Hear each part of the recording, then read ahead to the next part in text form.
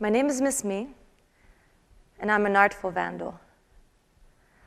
I roam the city streets at night, and I use the city walls as my gallery. What I do is considered vandalism, and 90% of my work is illegal. But that doesn't mean I don't have a deep sense of morality or hopes for a better society. Most people have a theory about what a better society should be. And here is mine.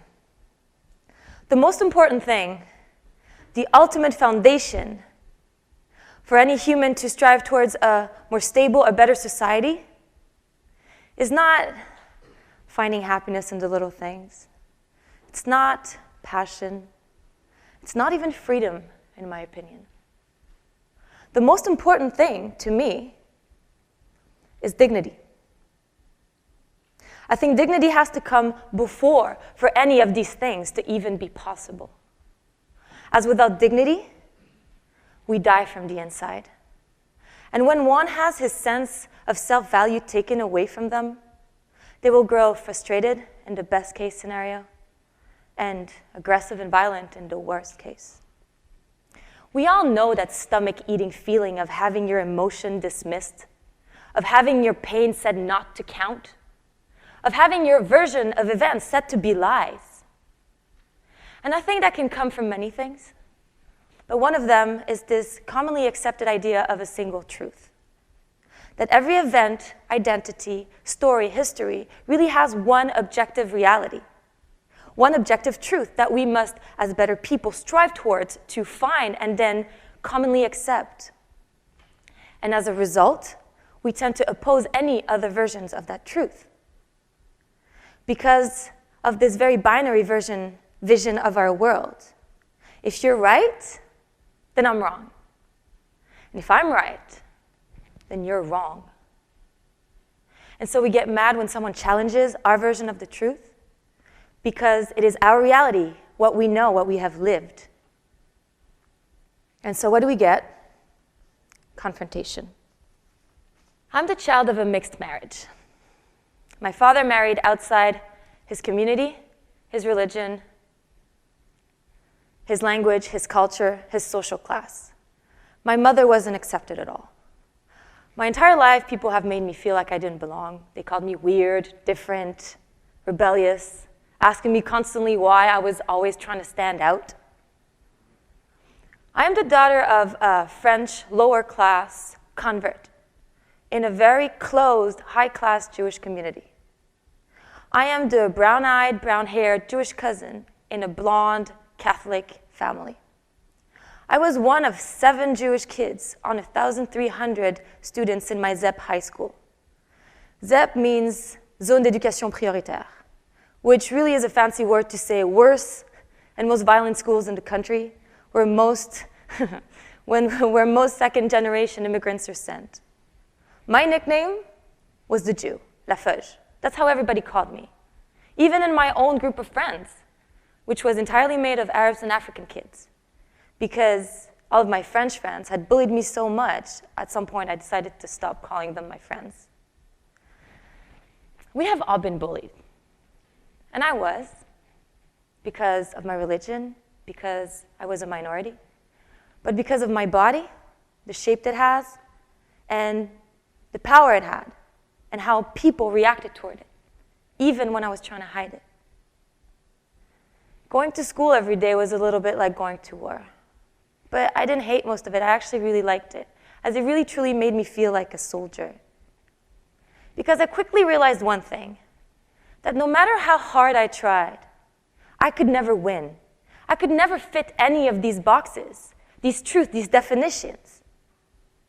The proper real Jew, the proper respectable girl according to what they said, and the cool kid like the other kids. So I took a conscious decision to make all of my unfittingness what would define me, to not only accept it, but to make it my strength and what I was going to be known for. And I didn't leave any of these circles. I stayed. I decided to challenge all of these ideas, these truths, these identities from within. I was going to be just as Jewish, just not like them. I was going to be just a strong part of my family, is just not like them. I was going to be a respectable girl, someone that deserves to be respected, just my own way, not their way. And I was going to be a very strong part of my groups of friends, just the one with the big Star of David. And with this constant experience of mine of having to rebuild my own identity with parts that were always presented to me as opposites or even conflicting, I realized something bigger about how our society teaches us to see the world. And that is to accept this idea of a single truth. And we see it the way we deal with justice, with history, with gender, every issue. One issue, one truth. I don't remember much about my Jewish after school, but I do remember this one particular lesson about the 10 Commandments. You shall not lie. Doesn't that make you wonder why? Why doesn't it say, tell the truth? It seems so much more straight to the point and easier to get. Because it is impossible to tell the truth.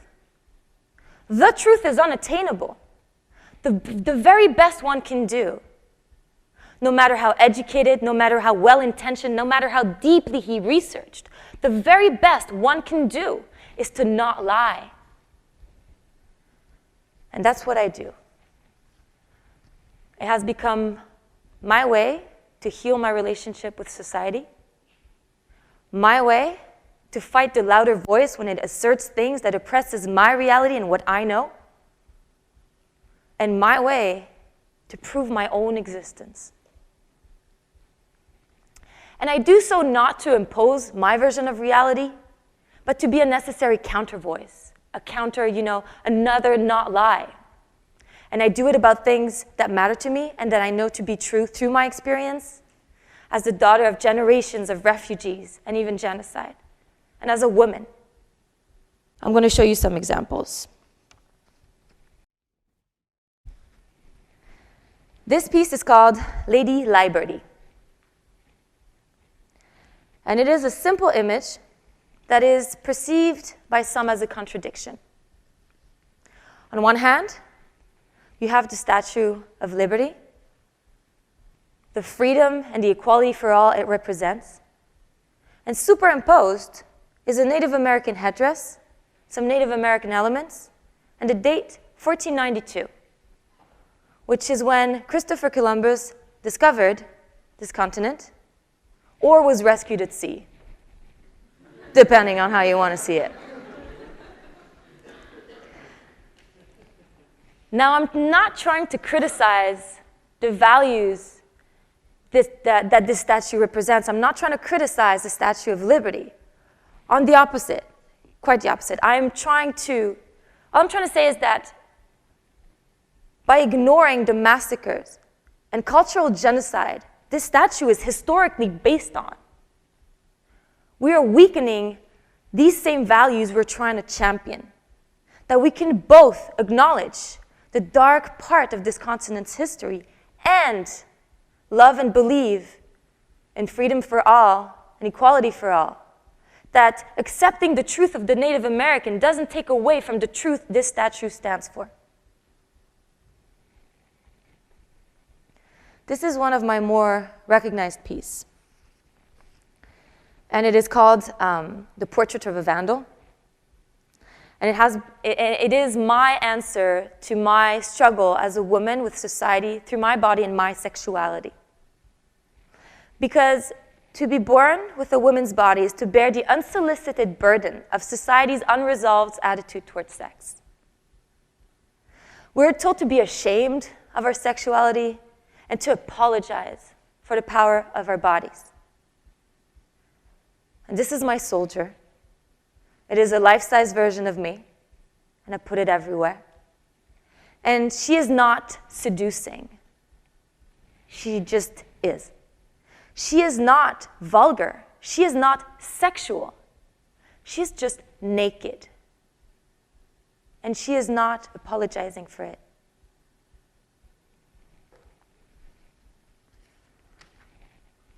This is part of my Aspire to Inspire series. And it really is my answer to the women the media and social media chooses to put forward and to talk about and to give social value and power to. And I do specify social media as well, because it is very easy for us to just talk about the media as this exterior force, but social media is all of us. You may recognize some of these ladies: Maya Angelou, Malala, Simone de Beauvoir, Ellen Keller. And I think we're not celebrating the right accomplishments for women, as the glorification of beauty and the normalization of vanity really aren't accomplishments. And by feeding into it, by participating into all of that, even just talking about it, these type of people, that kind of behavior, really feeds into that truth that maybe these are worth valuing for women. And so I put these women everywhere as my answer, my counter voice to that reality that I don't agree with. And I think these women are better women to aspire to be inspired from. Again, these are my found truth.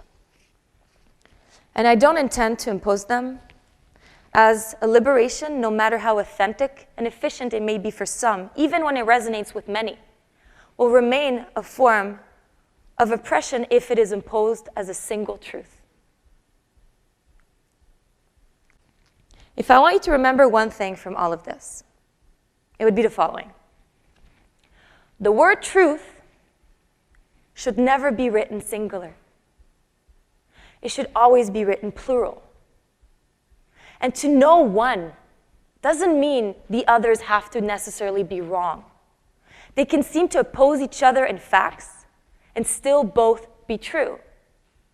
And it is important when we deal with history, as any event will be lived very differently depending on what side we stand, what side we were on, in a smaller scale and in a bigger scale.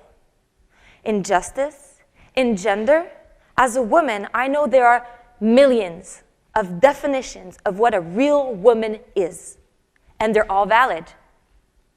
And as we strive to be more empowered and sexually liberated, we must remember that these struggles are very different, and therefore the liberations will take very different forms. And some of them may seem to oppose each other in their shapes, but I argue that they're valid.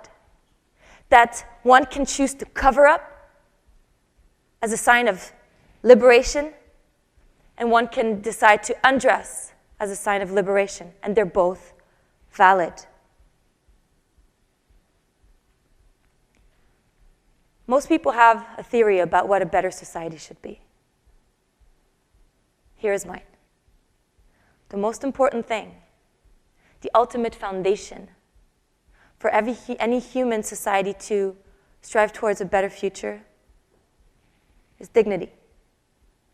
As with dignity, we give each other the safe space to not feel threatened, to have our emotions accepted and validated so we can start connecting through our differences. And in a society that understands dignity, don't you think we might get maybe a little less confrontational? Less territorial? One issue, many truths, and they're all true. My name is MissMe. I'm an artful vandal.